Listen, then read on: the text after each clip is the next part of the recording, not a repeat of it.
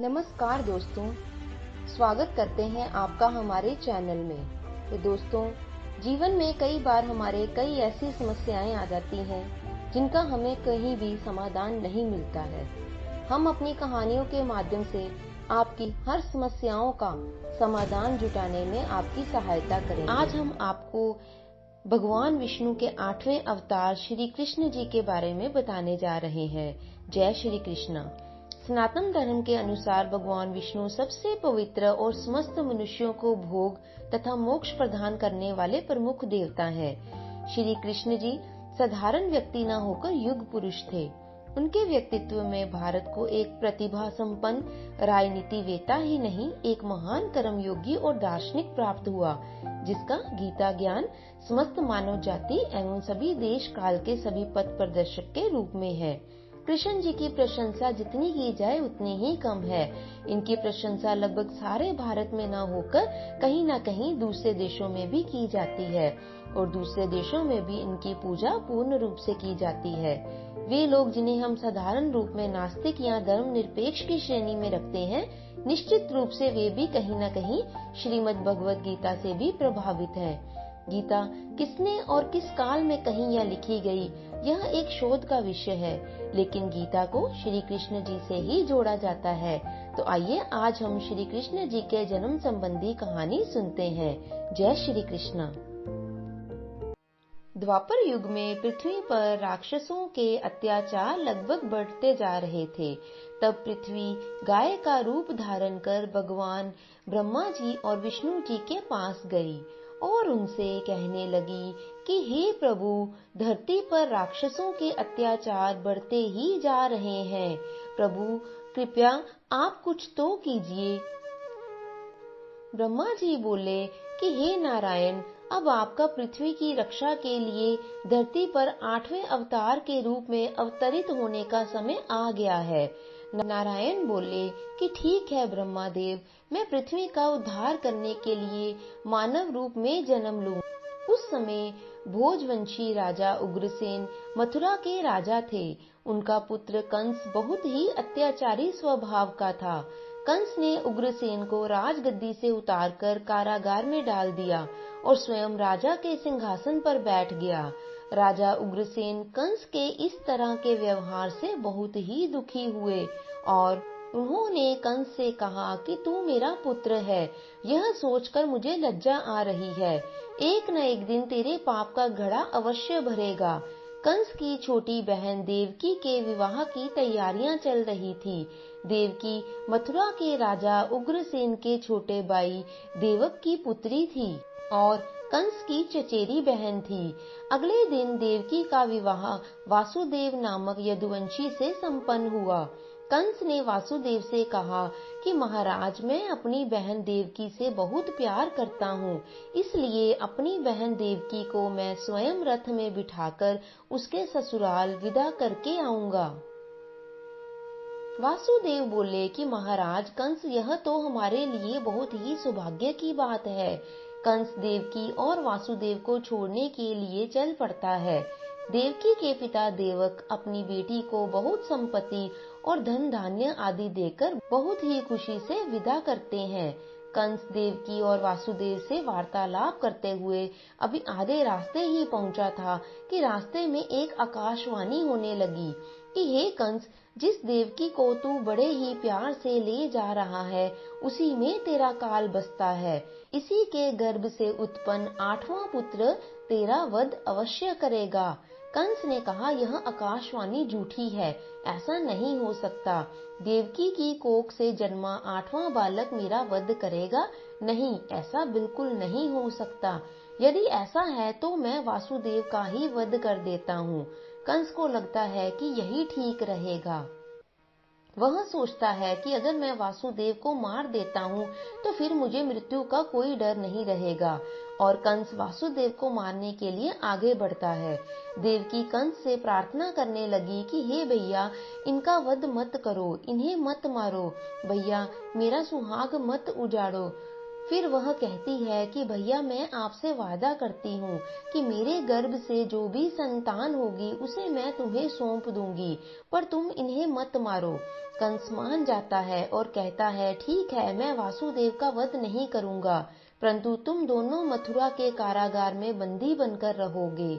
वासुदेव कहते हैं कि हे कंस, देवकी तुम्हारी प्रिय बहन है, मुझे काल कोठरी में बंद कर दो पर देवकी को छोड़ दो।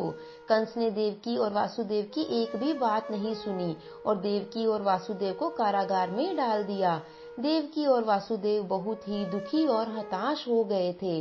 देवकी ने वासुदेव से कहा कि स्वामी, मेरी वजह से आज आपको कारागृह में रहना पड़ रहा है, मैं आपके लिए दुख और विपदा का कारण बनी हूँ। वासुदेव ने कहा नहीं देवकी, ऐसा मत कहो, मैं तुम्हें पत्नी रूप में पाकर बहुत ही प्रसन्न हूँ, मुझे तुमसे किसी भी प्रकार से कोई भी शिकायत नहीं है, हमें एक दिन कंस के पापों से मुक्ति अवश्य मिलेगी। देवकी ने कहा पर भैया, कंस तो मेरी कोख से जन्मे सभी बच्चों को मार देंगे, तब हम क्या करेंगे। देवकी और वासुदेव कारागृह में दुख भोग रहे थे।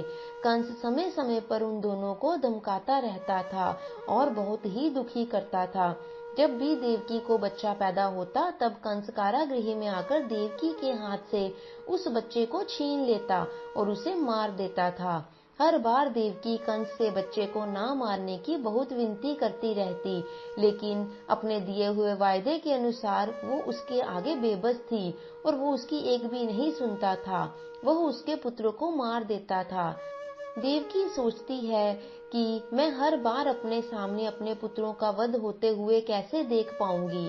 कंस बहुत ही बुरा अत्याचारी राजा था, जिससे उसकी प्रजा भी बहुत डरती थी। दुराचारी कंस ने देवकी और वासुदेव के 7 बच्चों को जन्म लेते ही मार दिया। अब 8वां बच्चा होने वाला था, तो वह सोच रहा था कि अब देवकी के 8वें बच्चे के जन्म का समय निकट आ गया है। उसने अपने सैनिकों को पहरा और बढ़ाने का आदेश दे दिया। देवकी और वासुदेव के कारागृह में बंदी रहने की बात नंद गांव में वासुदेव के मित्र नंद के कानों तक भी पहुंच गई। वह यह सोचकर दुखी होता है कि दुराचारी कंस ने वासुदेव और देवकी को अपने कारागृह में बंदी बनाकर रखा है और देवकी के 8वें पुत्र के जन्म का समय निकट आ रहा है। इधर यशोदा को भी बच्चा होने वाला है। वह सोचता है कि मुझे ही उनकी सहायता करनी होगी। 8वें बच्चे की रक्षा का उपाय सोचना होगा। जिस समय देवकी और वासुदेव के 8वें पुत्र का जन्म हुआ, संयोग से उसी समय यशोदा के घर कन्या का जन्म हुआ, जो और कुछ नहीं सिर्फ माया ही थी। भाद्रपद कृष्ण पक्ष की अष्टमी को रोहिणी नक्षत्र में श्री कृष्ण जी का जन्म हुआ। जय श्री कृष्णा। उनके जन्म लेते ही जेल की कोठरी में प्रकाश फैल गया। वासुदेव के सामने शंख, चक्र, गदा एवं पद्मधारी चतुर्भुज भगवान श्री हरि विष्णु ने प्रकट होकर कहा कि वासुदेव, मैं बालक का रूप लेकर देवकी की गर्भ से जन्म ले चुका हूँ। मेरा यह अवतार कंस के संहार के लिए ही हुआ है। अब देर ना करो, तुम मुझे तत्काल गोकुल में नंदलाल के यहाँ पहुँचा दो और उनके घर पर अभी अभी बच्ची का जन्म हुआ है, उस कन्या को लाकर कंस को सौंप दो। यह कहकर भगवान विष्णु अंतर्ध्यान हो गए। देखते ही देखते वासुदेव जी की हथकड़ियां अपने ही आप खुल गई। कारागार के द्वार अपने आप ही खुल गए। सभी पहरेदार भी सो गए। देवकी बेहोश अवस्था में थी। वासुदेव कृष्ण को एक टोकरी में रखकर गोकुल को चल दिए। बारिश और तूफान के बीच कृष्ण को उठाए वासुदेव चल रहे थे। यमुना के पास पहुंचकर उन्होंने देखा कि यमुना का जल स्तर बहुत ही ऊंचा है। वासुदेव सोच रहे थे कि मैं इसे कैसे पार करूं, फिर भी वह यमुना नदी में उतर गए। यमुना का जल स्तर और ऊपर चढ़ता गया। यमुना नदी श्री कृष्ण जी के चरणों को स्पर्श करना चाहती थी। वासुदेव भगवान नारायण से प्रार्थना करने लगे कि आप मेरी सहायता करो। यमुना नदी श्री कृष्ण के चरणों को स्पर्श करना चाहती थी, इसलिए ऊपर हो रही थी। यह देखकर भगवान ने टोकरी से बाहर अपना पैर लटका दिया। उनके चरण स्पर्श करने के बाद यमुना घट गई। जय श्री कृष्ण। जय हो मेरे नंदलाल जी की। भगवान श्री कृष्ण जी की लीला को वासुदेव जी भलीभांति देख रहे थे। वह यमुना पार कर गोकुल में नंद के यहाँ गए। गोकुल में पहुंचकर नंद से बोले कि मित्र, मैं अपने बालक को तुम्हें सौंप रहा हूँ। यह बड़ा होकर मथुरा वासियों को कंस के अत्याचारों से मुक्ति दिलाएगा। लाओ मित्र वासुदेव, यशोदा अभी गहरी नींद में है, मैं इस बालक को यशोदा की बगल में सुला देता हूँ। नंद माया रूपी कन्या को वासुदेव के हाथों में दे देते हैं और कहते हैं कि ये लो मित्र, इससे पहले कि कंस कारागृह में पहुंचे, तुम जल्दी जाकर इस कन्या को वहां पर रख दो और शीघ्र ही तुम यहाँ से वापस लौट जाओ। वासुदेव ने कहा, तुम धन्य हो मित्र। वासुदेव वापस कारागृह में लौट आते हैं और उनके लौटते ही कारागृह के द्वार अपने आप ही बंद हो जाते हैं। वासुदेव के हाथों में हथकड़ियां स्वयं पड़ जाती हैं और सारे पहरादार भी जग जाते हैं। किसी को कानो कान खबर भी नहीं होती है और उनको एकदम से जब बच्चे के रोने की आवाज सुनाई देती है तो वे जाकर कंस को इस बात की सूचना देते हैं। वासुदेव देवकी से कहते हैं, हमारे यहाँ 8वें पुत्र ने नहीं बल्कि पुत्री ने जन्म लिया है। उनकी यह बात सुनकर पहरेदार शीघ्र जाकर कंस को बताते हैं कि देवकी ने एक पुत्री को जन्म दिया है।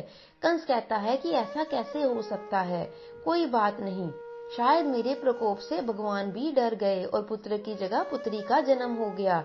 यह तो विधि का विधान ही बदल गया, पर मुझे सावधान रहना होगा। मैं इस कन्या का भी वध कर दूंगा। वह कन्या को मारने के लिए कारागृह में पहुंचता है। देवकी कंस से उस कन्या को न मारने की प्रार्थना करती है और कहती है कि आपको तो मेरे 8वें पुत्र से कष्ट था, यह तो एक कन्या है। देवकी बार बार विनती करती रही। कंस ने देवकी की एक भी नहीं सुनी और उस कन्या को उसकी गोद से छीन लिया। कंस ने जैसे ही कन्या को पत्थर पर पटक कर मारना चाहा, वैसे ही कन्या कंस के हाथों से छूटकर आसमान में उड़ गई। उस कन्या ने देवी का रूप धारण कर लिया और कहने लगी कि हे कंस, मुझे मारकर कोई भी लाभ नहीं होगा। तुझे मारने वाला तो कब का पैदा हो चुका है और गोकुल में पहुंच गया है। यह कहकर देवी वहां से अंतर्ध्यान हो गई। कंस यह दृश्य देखकर और उसकी बातें सुनकर गुस्से से छटपटाने लगा और वापस अपने महल में आ गया। कंस ने श्री कृष्ण को मारने के लिए अनेक दैत्य भेजे। श्री कृष्ण ने अपनी अलौकिक माया से सारे राक्षसों को मार डाला। बड़े होने पर श्री कृष्ण जी ने कंस को मारकर राजा उग्रसेन को राजगद्दी पर बिठाया। उस दिन से श्री कृष्ण के जन्म दिवस को सारे देश में बड़े ही हर्षोल्लास के साथ जन्माष्टमी के रूप में मनाया जाता है। भगवान कृष्ण की नगरी मथुरा में इस त्योहार की विशेष धूम रहती है। पूरे ब्रज क्षेत्र में यह त्योहार धूमधाम से मनाया जाता है। जय हो कृष्ण भगवान जी की, जय हो मेरे नंद लाला की। तो दोस्तों, आशा करते हैं आपको हमारी आज की यह कहानी अच्छी लगी होगी। कहानी को सुनने के लिए आपका बहुत बहुत धन्यवाद। अगर आप हमारे चैनल पर नए हैं तो हमारे चैनल को सब्सक्राइब कीजिए और हमारे साथ इसी तरह की कहानियां सुनने के लिए जुड़े रहें।